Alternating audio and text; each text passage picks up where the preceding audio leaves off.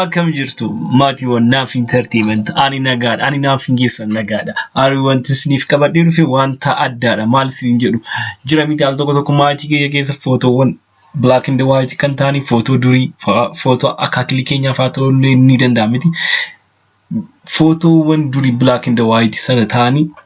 bifa salphaadhaan gara kalariitti jijjiiru yeroo baay'ee photoshop ni fayyadamna software applicationota adda addaa fayyadamuu dandeenya websaayitiin kun garuu deeqaa tokkotti jechuudha photo black and white sana kalarii godhinuuf laata kun wanta addaadha